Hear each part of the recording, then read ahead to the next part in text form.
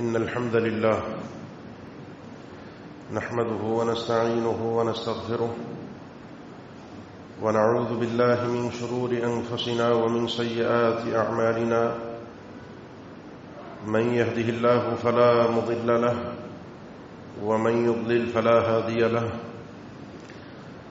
وأشهد أن لا إله إلا الله وحده لا شريك له وأشهد أن محمدا عبده ورسوله يا أيها الذين آمنوا اتقوا الله حق تقاته ولا تموتن إلا وأنتم مسلمون يا أيها الناس اتقوا ربكم الذي خلقكم من نفس واحدة وخلق منها زوجها وبث منهما رجالا كثيرا ونساء واتقوا الله الذي تساءلون به والأرحام إن الله كان عليكم رقيبا يا أيها الذين آمنوا اتقوا الله وقولوا قولا سديدا يصلح لكم أعمالكم ويغفر لكم ذنوبكم ومن يطع الله ورسوله فقد فاز فوزا عظيما أما بعد فإن أصدق الكلام كلام الله وخير الهدي هدي محمد صلى الله عليه وسلم وشر الأمور محدثاتها وكل محدثة بدعة وكل بدعة ضلالة وكل ضلالة في النار أعوذ بالله من الشيطان الرجيم بسم الله الرحمن الرحيم إذا جاء نصر الله والفتح ورأيت الناس يدخلون في دين الله أفواجا فسبح بحمد ربك واستغفره إنه كان توابا. یہ رحمت اور برکت والا مہینہ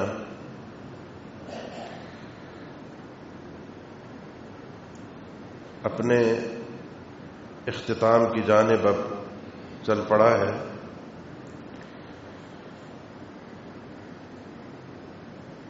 ہم میں سے ہر شخص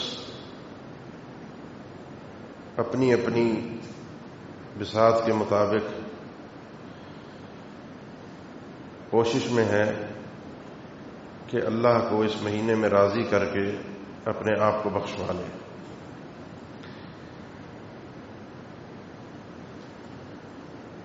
عبادات طرح طرح کی ہیں.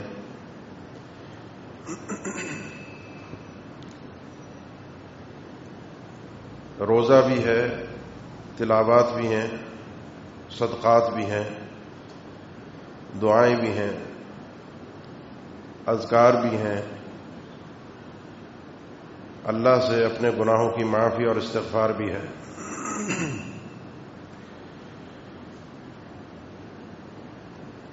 بہت سارے کام ہم مختلف انداز سے سر انجام دیتے ہیں. آج ایک چیز کی طرف اپنی اور آپ کی توجہ دلانا چاہتا ہوں. ایک ایسا ذکر، ایک ایسی دعا کہہ لیں، ایک ایسا کلمہ کہہ لیں جس کے لیے اللہ کے نبی صلی اللہ علیہ وسلم نے تعبیر ہلکا ہونے کی ہے. حقیقت یہ ہے کہ آپ نے یہ بھی فرمایا کہ تم میں سے کوئی شخص عاجز ہے، نہیں کر سکتا کیا کہ روزانہ 1000 نیکیاں کمائے. آپ نے فرمایا جو شخص دن میں 100 مرتبہ یہ کلمہ کہہ کر بارگاہ الہی میں کل قیامت کے دن پیش ہوگا، لیس احد بافضل مما جاء به یوم القیامہ، اس سے بڑھ کر کوئی اور ایسا دنیا میں آدمی نہیں ہوگا کہ جو اپنے صحیفے کو، اپنے نامہ اعمال کو اتنی افضل چیز سے بھر کر لائے، سوائے اس شخص کے جو اس جیسا ہی عمل کر کے آئے یا اس سے زیادہ کر کے آئے. یہ وہ ذکر ہے، یہ وہ کلمہ ہے جس کا جاننا اور سمجھنا میرے لیے ضروری ہے تاکہ یہ جو دن گزر رہے ہیں، چلتے پھرتے، اٹھتے بیٹھتے، آتے جاتے، یہ زبان پر جاری رہنا چاہیے. اور یہ کلمہ ہے اللہ کی پاکیزگی، اس کی طہارت اور اس کو ہر نقص اور عیب سے پاک قرار دینا، اللہ کی عظمت، اللہ کی کبریائی، اللہ کی بڑائی، اس کو تسلیم کرنا. انسان جب یہ جملہ کہتا ہے اپنی زبان سے سبحان اللہ،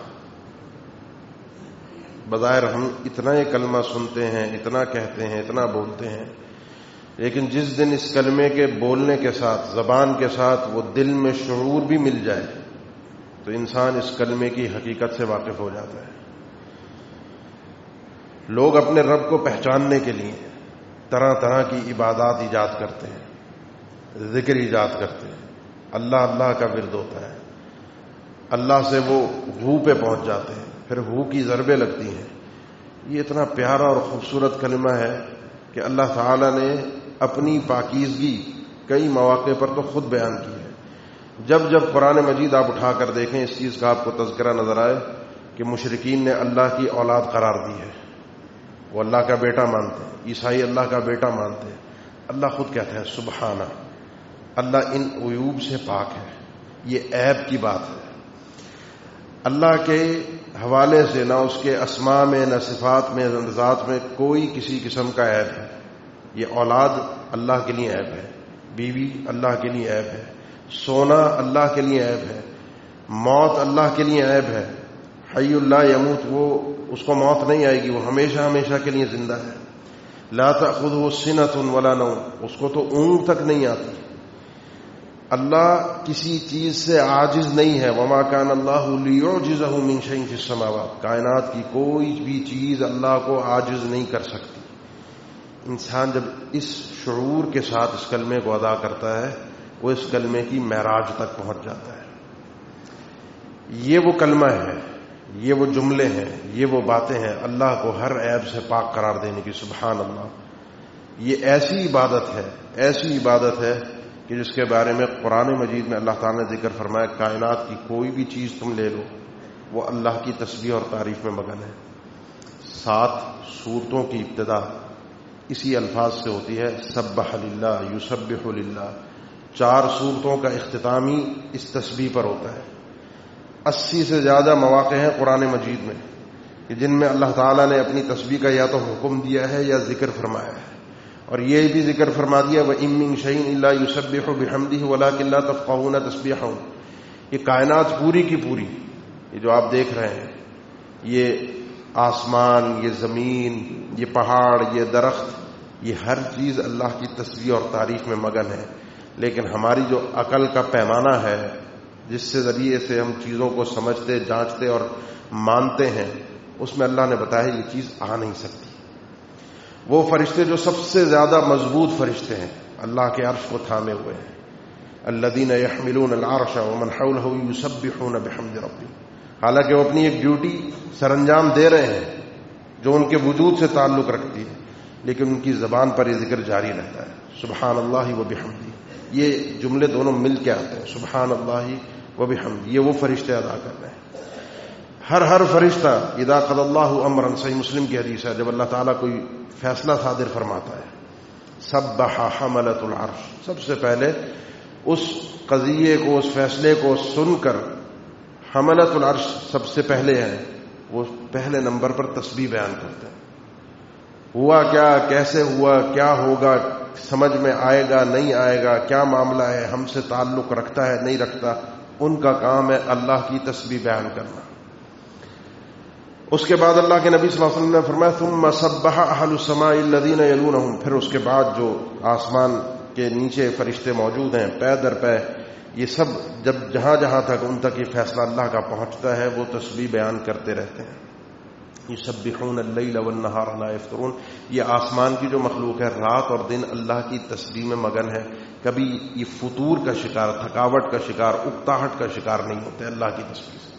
ہاں فَإِنِ اسْتَكْبَرُوا فَالَّذِينَ عِندَ رَبِّكَ، ہمارے اندر عقل آ جائے، ہم اپنے آپ کو اللہ کے مد مقابل کھڑا کر دیں، ہم اپنے آپ کو کچھ سمجھنا شروع ہو جائے، اللہ کی بڑائی، کبریائی، عظمت سے ناواقف ہو جائے، فَالَّذِينَ عِندَ رَبِّكَ، وہ مخلوقات جو بارگاہ الہی میں موجود ہیں، وہاں پر ہیں، آسمانوں پر ہیں، وہ رات اور دن اللہ کی تسبیح بیان کرتے ہیں. وَهُمْ لَا يَسْتَكْبِرُونَ، وہ تکبر نہیں کرتے.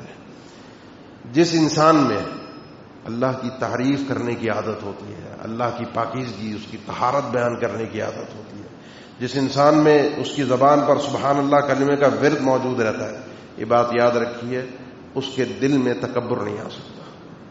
وہ تکبر سے بری ہو جاتا ہے، کیونکہ اس چیز کو اللہ تعالیٰ نے ساتھ ساتھ ذکر کیا. جو تسبیح کرتا ہے وہ تکبر نہیں کرتا. کیوں؟ کیونکہ وہ اپنے سے بڑا اپنے رب کو سمجھ لیتا ہے اور مان لیتا ہے رب تو بڑا ہے، مسئلہ میرے تسلیم کرنے کا ہے. جب میں تسلیم نہیں کرتا، جب میں مانتا نہیں ہوں، اس وقت یہ چیز مجھے اللہ کی بارگاہ میں کمتر کر دیتی ہے. نیچے آ جائیے. انبیاء کے تعلق سے اللہ تعالیٰ نے کئی چیزیں ذکر فرمائی ہیں. موسیٰ علیہ السلام، ہارون علیہ السلام، ان کی طرف جب اللہ تعالیٰ نے پہلا پیغام بھیجا، ان کو دعوت دینے کے لیے تیار کیا، ان کی زبان پر یہی تھا کہ نسبحک کثیرا ونذکرک کثیرا، اللہ ہم تسبیح بھی بیان کریں گے، ہم ذکر بھی کریں گے. زکریا علیہ السلام کو اللہ تعالیٰ نے اولاد کی جب بشارت دی، اس کی علامت یہ تھی کہ وہ 3 دن تک گفتگو نہیں کر سکتے، زبان ان کی بند ہو جائے گی، بولنا چاہیں گے بھی تو بول نہیں پائیں گے. لیکن اس موقع پر بھی اللہ نے فرمایا زبان چل نہیں رہی، ہماری زبان حرکت سے روک دی گئی ہے. یہ علامت تھی ان کے ہاں اولاد ہونے کی. لیکن اس دوران بھی اپنی زبان کو، آواز نہیں نکلے گی، پتہ نہیں چلے گا، لیکن اپنی زبان کو ذکر سے اور اللہ کی تسبیح سے تر رکھنا. وہ آدمی جو بول نہیں سکتا، وہ آدمی جو کچھ کر نہیں سکتا، وہ آدمی جس کے جسم میں حرکت نہیں ہے لیکن شعور ہے، احساس ہے، سمجھ رہا ہے، اس کے لیے اس سے بہتر اور افضل عبادت کوئی اور نہیں ہو سکتی جو اللہ نے اپنے بندے زکریا علیہ السلام کو سکھائی. سبحان اللہ وبحمدہ، سبحان اللہ، سبحان اللہ، یہ کلمہ انسان کی زبان پر جاری رہتا ہے.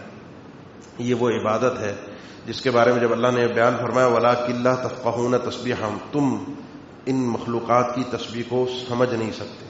أَلَمْ تَرَ أَنَّ اللَّهَ يُسَبِّحُ لَهُ مَن فِي السَّمَاوَاتِ وَالْأَرْضِ وَالطَّيْرُ صَافَّاتٍ.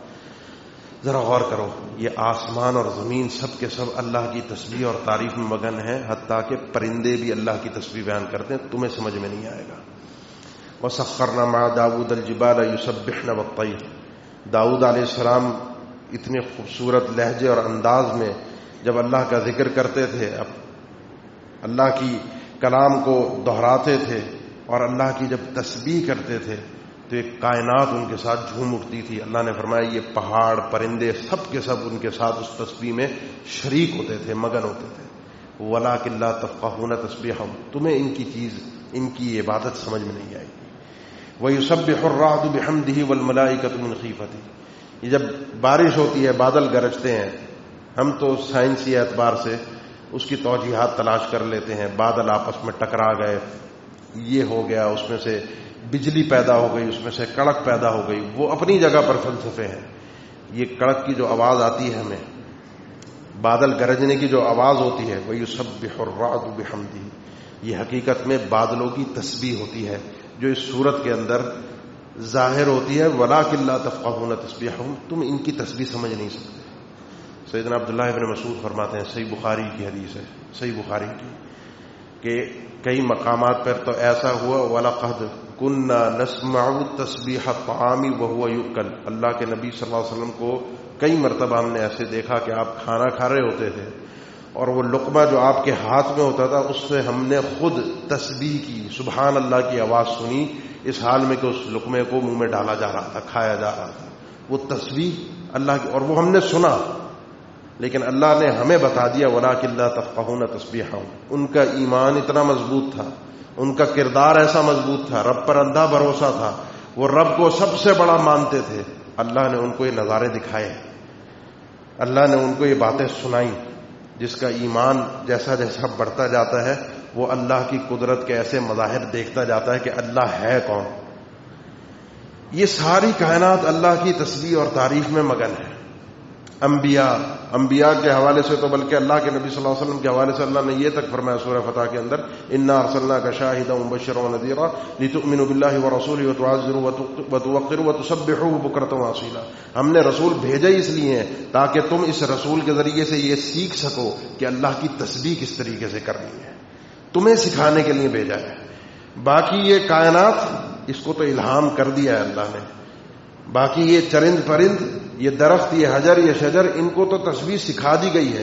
تمہیں سکھانے کے لیے رسولوں کو بھیجا گیا ہے کہ اللہ کی تسبیح کرنی کس طریقے سے، اللہ کو پاک کس طریقے سے قرار دینا ہے، اللہ کو بڑا کس طریقے سے سمجھنا ہے، سبحان اللہ کس طریقے سے ادا کرنا ہے، اس کلمے کو کس طریقے سے سمجھ کر انسان ادا کر سکتا ہے. تمہیں سکھانے کے لیے بھیجا گیا ہے، تمہیں بتانے کے لیے بھیجا گیا ہے. اب سمجھیے، یہ ہے تسبیح جو کائنات کر رہی ہے، یہ ہے تسبیح جو یہ مخلوقات کر رہی ہیں. ایک میں ہوں، میری کیا کیفیت ہے اسے میں نے جانچنا ہے اللہ کے نبی صلی اللہ علیہ وسلم کی سیرت کی روشنی میں. آپ صلی اللہ علیہ وسلم اٹھتے بیٹھتے چلتے پھرتے، اگر آپ کی زندگی کا مطالعہ کیا جائے، یہ تسبیح سبحان اللہ آپ کی زندگی میں بھرا ہوا.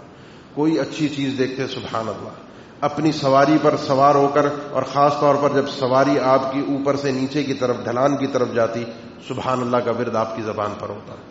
اللہ کے نبی صلی اللہ علیہ وسلم رات کے وقت خاص طور پر جب قیام کرتے تو رات کا آپ کا رکوع اور سجدہ بہت طویل ہوتا تھا، اور اس سجدے اور رکوع کے اندر یہی الفاظ آپ کو کثرت سے ملیں گے. سیدہ عائشہ فرماتی ہیں اللہ کے نبی صلی اللہ علیہ وسلم پر جب یہ صورت نازل ہوئی تھی، اذا جاء نصر اللہ والفتح ورأیت الناس يدخلون فی دین اللہ افواجا فسبح بحمد ربک واستغفر انہ کان توابا. اس صورت کے بعد کوئی نماز اللہ کے نبی صلی اللہ علیہ وسلم نے ایسی ادا نہیں کی کہ جس کے رکوع اور سجدے میں جملہ نہ کہا ہو سبحانک ربنا وبحمدک اللہم اغفر لی. اللہ نے حکم دیا تھا. یہ زندگی کے اندر اللہ کے نبی صلی اللہ علیہ وسلم کی کثرت کے ساتھ یہ جملہ آپ کو ملے گا. نماز شروع ہوتی ہے، جو آپ ثنا پڑھتے ہیں، جو جامع ترمذی کہتے ہیں سبحانک اللہم، یہاں سے آپ کی ثنا شروع ہوتی ہے. آپ کا رکوع سبحان ربی العظیم، آپ کا سجدہ سبحان ربی الاعلی. اس تسبیح کے گرد آپ صلی اللہ علیہ وسلم کی زندگی گھومی ہے، کیونکہ اللہ نے فرما دیا تھا سبح اسم ربک الاعلی. اپنے پروردگار کا نام لے کر اللہ کی تسبیح بیان کی. اپنے پروردگار، وہ بلند و بالا اللہ، وہ اعلیٰ، وہ سب سے اونچا، سب سے برتر ہر اعتبار سے، اس کی تسبیح بیان کیجیے. حکم الہی ہے آپ کے لیے. اللہ کے نبی صلی اللہ علیہ وسلم کی پوری زندگی اسی کلمے کے ساتھ گزری ہے، سبحان اللہ سبحان اللہ سبحان اللہ. اس کلمے کو تھام لیجیے، اس کلمے کو اپنا لیجیے. خاص طور پر دو موقعوں پر یہ کلمہ آپ کے بہت کام آئے گا. رمضان ہے نا، ذکر میں لگے ہوئے ہیں، عبادات میں لگے ہوئے ہیں، طرح طرح کی عبادات تلاش کر رہے ہیں. صحابہ کرام کی خوبی یہ ہوا کرتی تھی کہ وہ تلاش کرتے تھے کہیں سے کچھ مل جائے، ثابت ہو کہ اللہ کے نبی صلی اللہ علیہ وسلم نے کام کیا ہے. ثابت ہو، بس پتہ چل جائے کہ یہ چیز دین ہے. ساری زندگی اس چیز کو چھوڑنا نہیں ہے. راہیں تلاش کرتے تھے خیر کی، سفر کرتے تھے، سوال کرتے تھے، پوچھتے تھے کیا اللہ کے نبی نے ایسا کیا تھا، کیا ایسا فرمایا تھا، کیا واقعی ایسی بات ہے. اور ایک دفعہ پتہ چل جائے تو زندگی بھر اس کو چھوڑتے نہیں تھے. بس یہ کہ راہ میں آپ کو اور اپنے آپ کو دکھانے آیا ہوں اس مہینے کے اندر کہ یہ ذکر کسی طرح میری زندگی میں، آپ کی زندگی میں رچ بس جائے. یہ دو موقعوں پر بڑا خاص کام آتا ہے. ایک موقع ہوتا ہے جب انسان تکلیفوں میں پھنستا ہے، پریشانیوں میں پھنستا ہے. اور اگر آپ سے میں پوچھوں ہر شخص سے کوئی پریشانی ہے، کوئی مسئلہ ہے، کوئی ٹینشن ہے، کوئی معاملہ ہے، تو آپ کے پاس ایک فہرست ہوگی کہ یہ مسئلہ ہے، یہ ٹینشن ہے، یہ پریشانی ہے، یہ معاملہ ہے، یہ مسئلہ حل نہیں ہو رہا. ہر ایک کے پاس ایک فہرست ہے. لیکن کچھ پریشانیاں ایسی ہوتی ہیں کہ جو ہم اسباب سے لگ کر، مل جل کر، ساتھ لگ کے، کسی کے تعاون سے، کہیں سے ادھر ادھر سے معاملے کو حل کر لیتے ہیں، سلجھا لیتے ہیں. اور کچھ پریشانیاں ایسی ہوتی ہیں کہ جہاں پر سلجھائی نہیں جا سکتی، ان کو حل نہیں کیا جا سکتا. ان کے حل کے لیے یہ تسبیح کام آتی ہے. جب آپ سنتے ہیں فلولا انہ کان من المسبحین للبث فی بطنہ الی یوم یبعثون، اگر یہ آدمی ہماری تسبیح کرنے والوں میں سے نہ ہوتا، یہ سبحان اللہ ہماری بڑائی، کبریائی، عظمت بیان کرنے والوں میں سے نہ ہوتا، قیامت تک اسے میں مچھلی کے پیٹ میں رکھتا، قیامت تک. لیکن اس کو پانی کے اندر سے، اندھیروں کے اندر سے، مچھلی کے پیٹ سے زندہ واپس نکال کر خشکی پر لا کر زندگی فراہم کی میں نے. یہ اللہ فرما رہا ہے. کیوں؟ فلولا انہ کان من المسبحین. کوئی سبب نہیں تھا، کوئی دنیا کا راستہ نہیں تھا کہ جو وہاں سے نکال کر لے آئے. ابھی چند دن پہلے خبریں گردش میں تھیں، ایک آپ دوست پھنس گئے انڈونیشیا کی. وہ کہاں تھی پتہ ہی نہیں چلا. کافی تلاش بسیار کے بعد کئی دنوں کے بعد جا کر اس کا پتہ چلا آپ دوست کا کہ ہے کہاں. اور جب وہ دریافت ہوئی تو جو اندر 70-72 لوگ تھے سب دنیا سے، کیونکہ اندر آکسیجن ختم ہو چکی تھی. وہاں پر سانسیں فراہم کی، وہاں پر تسبیح فراہم کی، یہ توفیق دی. اور وہ بندے تھے وَظَنُّونِي إِذْ ذَهَبَ مُغَاضِبًا فَظَنَّ أَن لَّن نَّقْدِرَ عَلَيْهِ فَنَادَىٰ فِي الظُّلُمَاتِ أَن لَّا إِلَٰهَ إِلَّا أَنتَ سُبْحَانَكَ إِنِّي كُنتُ مِنَ الظَّالِمِينَ. وہ تھے یونس علیہ السلام، جنہوں نے اس مچھلی کے پیٹ میں اندھیروں کے اندر سے اپنے رب کو پکارا تھا. کوئی نہ سانسیں فراہم کر سکتا تھا، نہ مچھلی کے پیٹ سے زندہ نکال کر پانی کے اندر سے واپس خشکی پر لا سکتا تھا سوائے اللہ کے. اس وقت یہ تسبیح کام آئی، فلولا انہ کان من المسبحین. اس تسبیح کا الہام ہی، توفیق ہی اس وقت ملتی ہے ایسی تکلیفوں میں، شدائد میں، پریشانیوں میں، جب انسان عام حالات کے اندر اس تسبیح کو اپنی زندگی کا، اپنے وجود کا حصہ بنا لیتا ہے. اٹھتے بیٹھتے چلتے پھرتے سبحان اللہ. کوئی اچھا معاملہ ہوا سبحان اللہ، کوئی ایسی چیز ہوئی جو ناپسند ہے سبحان اللہ، آتے ہوئے سبحان اللہ، جاتے ہوئے سبحان اللہ. کیونکہ اللہ کی یہ کبریائی اور عظمت کی سب سے بڑی دلیل ہے کہ انسان اپنے وجود سے اللہ کو تسلیم کر رہا اور مان رہا ہے. موسیٰ علیہ السلام جب بے ہوش ہوئے تھے، دیدار الہی کی فرمائش تھی. کلام تو بہت سنا تھا، ڈائریکٹ سنتے تھے، کوئی واسطہ نہیں تھا. یہ دنیا کے اندر اس زمین پر رہتے ہوئے میں سمجھتا ہوں اس سے بڑی کوئی اور انسان کے لیے نعمت نہیں ہو سکتی کہ اس زمین پر رہتے ہوئے ڈائریکٹ اپنے رب سے ہم کلام ہو رہے ہیں، ڈائریکٹ اپنے رب کا کلام سنیں. بس اسی اشتیاق میں، اسی شوق میں، ربی ارینی، اللہ میں اب دیکھنا بھی چاہتا ہوں، اپنا نظارہ بھی مجھے کروا دے. اللہ نے فرمایا لن ترانی، اس دنیا میں تو نہیں دیکھ سکتے. اچھا ضد ہے، کلام سن رہے ہو، اس پہاڑ کو دیکھو جو تمہارے سامنے. فَإِنِ اسْتَقَرَّ مَكَانَهُ فَسَوْفَ تَرَانِي. یہ اگر اپنی جگہ پر ٹک گیا، رہ گیا، تم مجھے دیکھ لو گے. فَلَمَّا تَجَلَّى رَبُّهُ لِلْجَبَلِ جَعَلَهُ دَكًّا. اللہ نے ذرا سی تجلی کی اس پہاڑ کے سامنے، وہ ریزہ ریزہ ہو گیا، رب کا نور برداشت نہ کر سکا. وہ پہاڑ تو ادھر ریزہ ہوا، یہاں تو موسیٰ علیہ السلام نے کچھ دیکھا ہی نہیں تھا. وہ اس رعب اور دبدبے سے ویسے ہی بے ہوش ہو گئے. اور جیسے ہی ہوش آیا، ہوش آنے کے بعد ایسی تکلیف سے حواس بحال ہونے کے بعد پہلا جملہ جو ان کی زبان پر سبحانک تبت الیک وانا اول المؤمنین. اللہ تو پاک ہے، تیری تسبیح میں بیان کرتا ہوں، تجھے میں پاک قرار دیتا ہوں. اس طرح کے جھٹکوں پر، اس طرح کے موقعوں پر، پریشانی کی حالت میں یہ تسبیح انسان کے بہت کام آتی ہے. اللہ کے نبی صلی اللہ علیہ وسلم کے حوالے سے بھی جب آپ پر تکلیفیں بڑھی تھی مشرکین کی، اللہ تعالیٰ نے آپ کو یہی حکم دیا تھا فاصبر علی ما یقولون وسبح بحمد ربک قبل طلوع الشمس وقبل غروبها.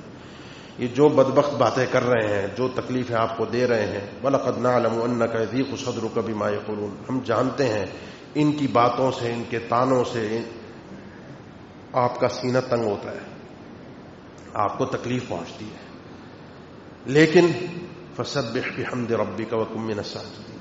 آپ توجہ نہ دیجیے. فَاصْبِرْ عَلَىٰ مَا يَقُولُونَ. جو وہ کہہ رہے ہیں، جو طعنے دے رہے ہیں، یہ تو مشرکین کی بات تھی. آپ حق پر تھے، آپ تو رب کا پیغام پہنچا رہے تھے. آپ کے رشتہ دار، عزیز و اقارب، آس پاس کے لوگ چلتے پھرتے آپ کو کیا کچھ کہتے ہیں، پیٹھ پیچھے کیا کچھ کہتے ہیں.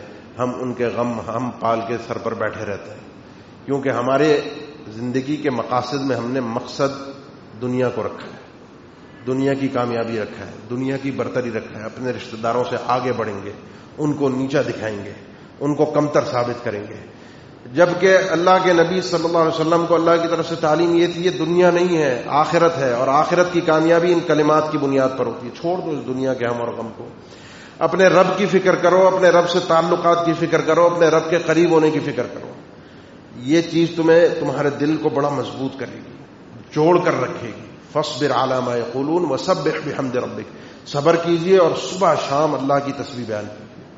اٹھتے بیٹھتے چلتے پھرتے صبح شام اللہ کی تسبیح بیان کیجیے. تو ان تکلیفوں میں، پریشانیوں میں، مصیبتوں میں کلمہ بہت کام آتا ہے. آپ کی تکلیفیں ہیں، آپ کی پریشانیاں ہیں، مصائب ہیں، گھریلو معاملات ہیں، دسیوں چیزیں ہیں. آج کل تو حالات ہی ایسے دنیا کے ہو گئے، جب مرضی کاروبار بند ہو جائے، جب مرضی کھل جائے، انسان اپنے اختیار سے باہر ہے، پریشان بیٹھا ہے کہ کما کر کہاں سے لاؤں، گھر کے خرچے کیسے پورے ہوں، اخراجات کہاں سے پورے ہوں، یہ مسئلہ حل کیسے ہوگا، کب ہوگا. ٹینشن لینے کی ضرورت نہیں ہے. آپ کا میرا کام نہیں ہے مسئلے حل کرنا، یہ مسئلے اس نے حل کرنے ہیں. میرا کام ہے اس رب کی تعریف کرنا، میرا کام ہے اس رب کی عبادت کرنا، میرا کام ہے اس رب کو راضی رکھنا. اور اس راضی کرنے میں سب سے بہترین چیز یہ کلمہ ہے. یہ پہلا موقع ہے جب یہ کلمہ آپ کو کام آئے گا، سبحان اللہ کا. دوسری چیز جو بڑی سمجھنے کی بات ہے، اور وہ ہے آخر میں کلمہ بہت کام آتا ہے. آخر سے مراد ہر چیز کا آخر ہے. من جلس فی مجلس فکثر فیہ لغط. کوئی کسی محفل میں بیٹھا، کوئی مجلس لگی، وہاں پر بڑی باتیں ہوتی ہیں، ادھر ادھر کے تبصرے ہوتے ہیں، معاملات ہوتے ہیں، گفتگو ہوتی ہے، سیاست پہ تبصرے ہو جاتے ہیں، خاندان کے معاملات پہ باتیں ہو جاتی ہیں، کسی کی غیبت ہو جاتی ہے، کوئی ادھر ادھر کی اور بات ہو جاتی ہے، بڑے مغالطات ہو گئے. اب اس کے بعد اس نے اٹھنے سے پہلے، مجلس کے اختتام سے پہلے یہ الفاظ ادا کر لی، سبحانک اللہم وبحمدک اشہد ان لا الہ الا انت استغفرک واتوب الیک. اس کی جو مجلس کی جتنی یہ فضولیات تھیں، اس کی جو ادھر ادھر کی باتیں تھیں جو اس کے کسی کام کی نہیں تھیں، وہ سب اللہ کی طرف سے درگزر ہو جاتی ہیں. سبحان، یا ابتدا یہاں سے سبحانک اللہم، یہاں سے ابتدا ہے. یہ کلمے کی توفیق ہی ایسے موقع پر ملتی ہے انسان کو کہ جب اس نے زندگی اس کلمے کے مطابق گزاری ہوتی ہے. اللہ کے نبی صلی اللہ علیہ وسلم کو بھی زندگی کے آخر میں اللہ نے یہی تلقین کی تھی. جو سورت میں نے ذکر کی، سورہ فتح، سورہ نصر، اذا جاء نصر اللہ والفتح، جب اللہ کے نبی صلی اللہ علیہ وسلم نے جو آپ کو بھیجنے کا مقصد تھا، آپ کے دنیا میں آنے کے مقاصد میں سے ایک مقصد رسالت کی ادائیگی تھی، پیغام پہنچانا تھا. جب وہ اپنے اختتام پر پہنچ رہا تھا، مکہ بھی فتح ہو گیا، وَرَأَيْتَ النَّاسَ يَدْخُلُونَ فِي دِينِ اللَّهِ أَفْوَاجًا. اب لوگ آپ دیکھیں گے جوق در جوق کثرت کے ساتھ دین اسلام میں داخل ہو رہے ہیں. آپ کا کام اصل میں یہ تو نبی صلی اللہ علیہ وسلم کو جب سیدنا ابوبکر صدیق تھے، عبداللہ ابن عباس جیسی شخصیات تھیں، وہ تو کہتے تھے یہ صورت ہی اللہ کے نبی صلی اللہ علیہ وسلم کی موت کا پیغام تھا. پتہ چل گیا تھا، ہمیں اندازہ ہو گیا تھا کہ جس مقصد کے لیے آپ کو بھیجا گیا وہ پورا ہو گیا. اب آپ کا جو کام تھا باہر کا وہ پورا ہو گیا. اب زندگی ڈھل رہی ہے. آپ میں سے بہت سے ایسے ہیں زندگی موت کا پتہ کسی کو نہیں ہے. کوئی جوان ہو، بوڑھا ہو، کسی کو نہیں پتا. کئی بیمار سال ہا سال بستر مرگ پر پڑے 10-20 سال گزار جاتے ہیں. اور نوجوان ہٹے کٹے لمحے بھر کے اندر پتہ چلا کل بیمار ہوا، آج دنیا سے رخصت ہو گیا. موت زندگی کا پتہ کسی کو نہیں ہے. لیکن کچھ لوگ ہوتے ہیں کہ جو اپنی زندگی کے کام نپٹا چکے ہوتے ہیں، 60-70 کے پیڑے میں ہوتے ہیں، معاملات ان کے ختم ہو گئے. جو ایک دنیا کا ایک انسان کا سر درد ہوتا ہے، بچوں کی شادیاں، کاروبار، سب سیٹ، اب فارغ ہے. وہ اگر اب بھی فراغت سے اس نے فائدہ نہیں اٹھایا، وہ آدمی بڑا بدنصیب ہے. اب ہے کہ آگے قبر ہے. اس کے بارے میں تو ابن رجب فرماتے ہیں ایسا آدمی تو ایسے ہے کہ جیسے کوئی عورت ہو جس کے یہاں بچے کی ولادت ہے.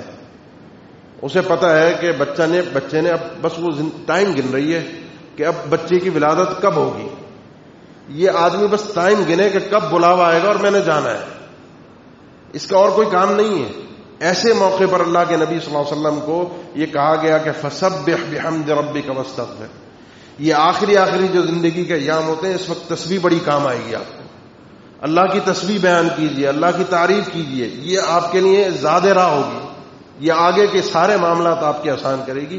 آپ بس یہ کرتے رہیے. اسی لیے سیدہ عائشہ فرماتی ہیں، صحیح بخاری کی حدیث ہے، اس کے بعد کوئی نماز ایسی نہیں تھی اللہ کے نبی صلی اللہ علیہ وسلم کی جس کے رکوع اور سجدے میں کلمات ویسے ہی سبحان ربی الاعلی اور سبحان ربی العظیم پڑھا جاتا تھا، لیکن مزید اضافہ کر دیا سبحانک اللہم وبحمدک اللہم اغفر لی، سبحانک ربنا وبحمدک اللہم اغفر لی. بکثرت یہ کلمات آپ صلی اللہ علیہ وسلم پڑھا. اللہ کا حکم تھا. زندگی کا اختتام ہو گیا، تسبیح نہیں رکے گی.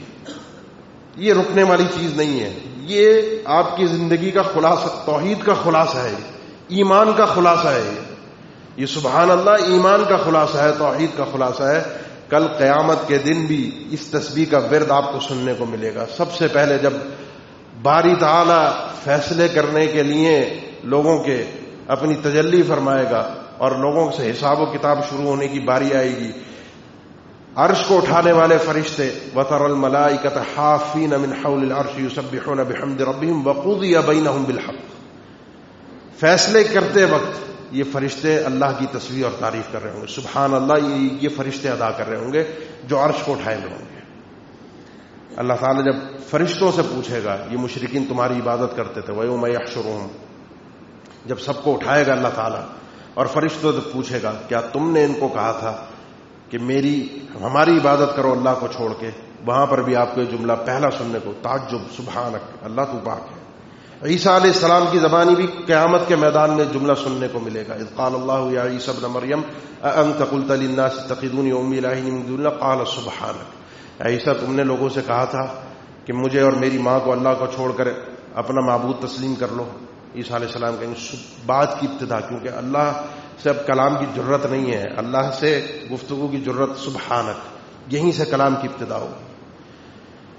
میدان محشر کا سلسلہ ختم ہوگا، جنت میں جنتی پہنچیں گے، تحیتہم فیہا سلام دعواہم فیہا سبحانک اللہم وتحیتہم فیہا سلام، اس جنت میں داخل ہوتے ہوئے بھی جو ان کی زبان پر جو ورد جاری ہوگا سبحانک اللہم، جنتیوں کے جنت میں داخل ہونے کے بعد۔ اور صحیح مسلم کی حدیث ہے کل قیامت کے دن جنت میں جانے کے بعد اللہ کے نبی صلی اللہ علیہ وسلم کا فرمان ہے ان اہل الجنت یلہمون التسبیح والتحمید کما تلہمون النفس، جس طرح تمہیں سانس لینے کا الہام ہے، یعنی الہام سے مراد توفیق ہے، بغیر سوچے سمجھے بغیر شعور اور احساس کے سانس لیتے ہو، سانس تمہاری زندگی ہے، سانس ہے تو زندگی ہے، اسی کا نام سانس کا نام زندگی ہے، سانس نہیں ہے تو زندگی نہیں ہے، یہی زندگی ہے، بغیر شعور اور بے ہوش بھی ہو وہ بھی سانس لے رہا ہوتا ہے۔ اور آج کے دور میں تو آپ کو اس سانس کی قیمت کا اچھی طرح سے اندازہ ہو ہی گیا ہوگا، خبریں اور اطلاعات جان کر کے آکسیجن سلنڈر کی قیمت کیا ہوتی جا رہی ہے۔ یہ سانس کی قیمت ہے دنیا کے اندر، بغیر شعور کے مفت میں انسان لے رہا ہے، یہ الہام ہے، توفیق ہے خاص اللہ کی، بغیر شعور اور احساس کے۔ کل قیامت کے دن جنت میں بغیر شعور اور احساس کے اسی طریقے سے انسان سانس کے بجائے سبحان اللہ اور الحمدللہ کا ورد کرے گا، بغیر شعور اور احساس کے۔ ان اہل الجنت یلہمون، صحیح مسلم کی حدیث ہے، یلہمون التسبیح والتحمید، کائنات پوری تسبیح اور تعریف میں مگن ہے، درخت، شجر، حجر، ہر چیز اللہ کی تسبیح کر رہی ہے، سبحان اللہ کہہ رہی ہے، لیکن ہم سمجھ نہیں پا رہے۔ ہمیں اللہ نے اختیار دیا، رسول بھی بھیجا جو ہمیں سمجھا دے وسبحوا بکرۃ واصیلا، جو ہمیں تعلیم دے دے کہ ہم صبح شام اللہ کی تسبیح اور تعریف کرتے رہیں۔ یہ تسبیح سبحان اللہ کا کلمہ، یہ ورد ہمیں بڑی تکلیفوں اور تنگیوں میں کام آ رہا ہے، زندگی کے آخری مراحل میں اللہ کی طرف سے خاص تلقین ہے، جنت میں پہنچنے کے بعد بھی، جنت کی یعنی نعمتوں میں سے ایک نعمت ہے سبحان اللہ۔ اس کے بعد اللہ کے نبی صلی اللہ علیہ وسلم کا ایک فرمان بھی سماعت فرما لیجیے، صحیح مسلم کی حدیث، ایعجز احدکم، کیا تم میں سے کوئی عاجز ہے، نہیں کر سکتا، اس قابل ہی نہیں ہے کہ روزانہ 1000 نیکیاں کمائے۔ ہم مجلس میں بیٹھے ہوئے تھے، صحابہ اکرام فرماتے ہیں ایک نے پوچھ دی اللہ کے نبی 1000 نیکیاں کہاں سے ملیں گی؟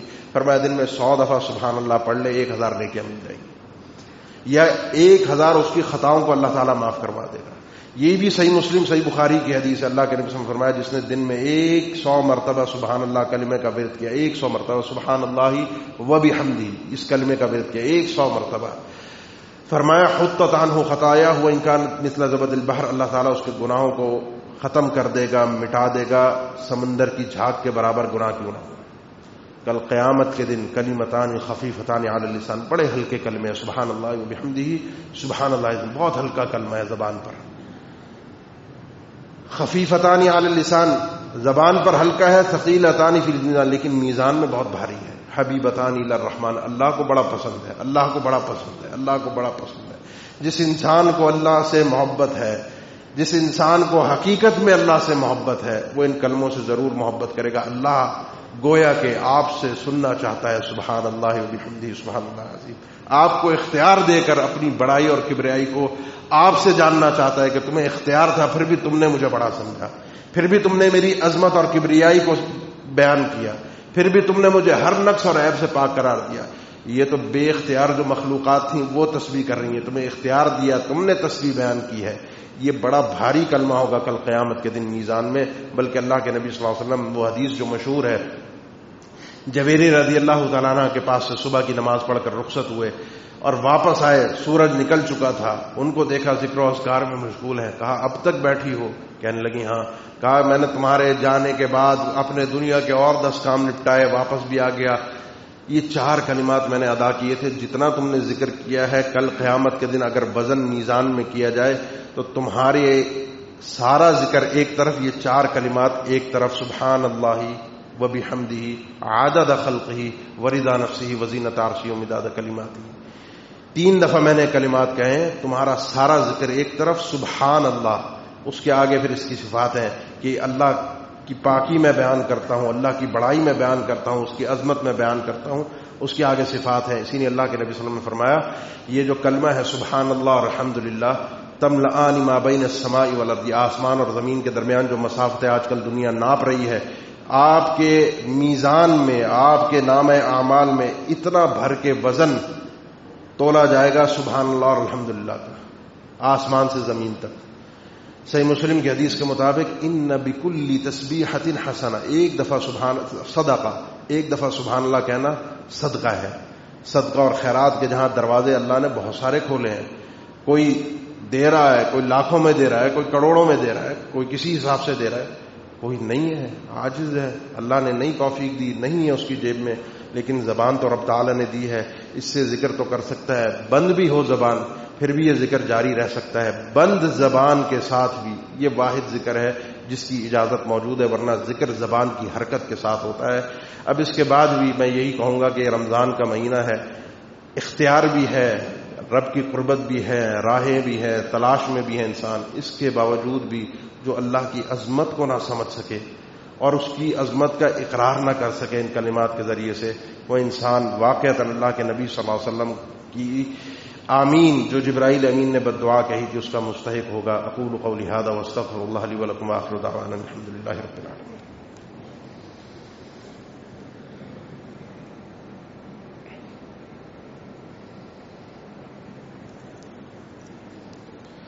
الحمد لله على إحسانه والشكر له على توفيقه وامتنانه وأشهد أن لا إله إلا الله وحده لا شريك له تعظيما لشأنه وأشهد أن محمدا عبده ورسوله الداعي إلى رضوانه صلى الله عليه وعلى آله وأصحابه وإخوانه وسلم تسليما كثيرا أما بعد۔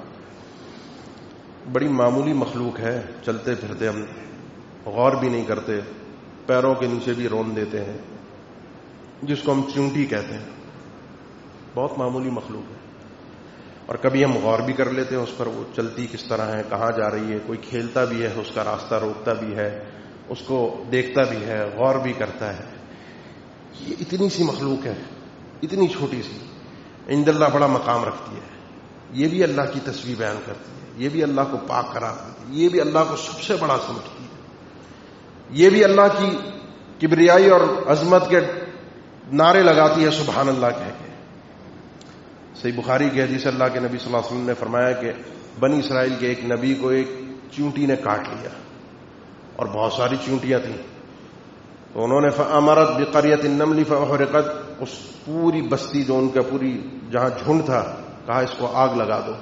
اللہ تعالی نے پھر اس نبی کی طرف وحی کی، ان قرصت کا نملہ حرقت امۃ من الامم تسبح اللہ، ایک چونٹی نے تو کاٹا تھا، اور ایک چونٹی کے کاٹنے کی وجہ سے تم نے پوری ایک ایسی قوم کو آگ لگا دی جو اللہ کی تسبیح بیان کرتی تھی۔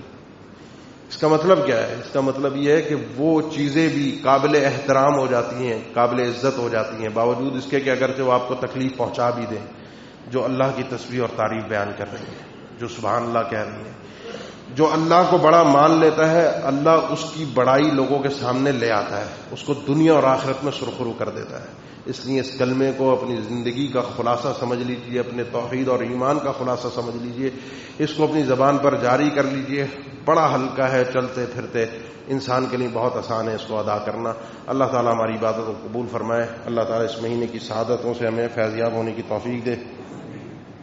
ہماری اس مسجد کی آپ کی انتظامیہ کے ساتھی ہیں سلیم احمد صدیقی صاحب، کافی دنوں سے علیل ہیں، اور بھی ہمارے بہت سارے واقف حضرات. آج کل یہ وبا کا دور ہے اور کورونا کے اندر بھی مبتلا ہے، ویسے بھی بیمار ہیں. اللہ تعالیٰ تمام بیماروں کو صحت اور عافیت میں رکھے، اور ہمیں بھی اللہ تعالیٰ اس بیماری سے اور ہر قسم کی آفات سے محفوظ فرمائے. اللہ تعالیٰ اس ملک پر اپنا کرم و رحم فرمائے. اللہ تعالیٰ عالم اسلام پر اپنا کرم و رحم فرمائے.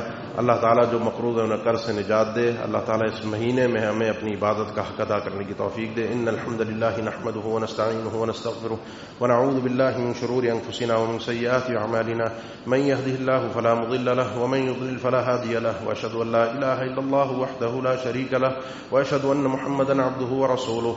اللهم صل على محمد وعلى ال محمد كما صليت على ابراهيم وعلى ال ابراهيم انك حميد مجيد. اللهم بارك على محمد وعلى ال محمد كما باركت على ابراهيم وعلى ال ابراهيم انك حميد مجيد. عباد الله، ان الله يأمر بالعدل والاحسان وايتاء ذي القربى وينهى عن الفحشاء والمنكر والبغي يعظكم لعلكم تذكرون. فاذكروا الله الجليل يذكركم واشكروه على آلائه ونعمه يزدكم ولذكر الله أكبر والله يعلم ما تصنعون.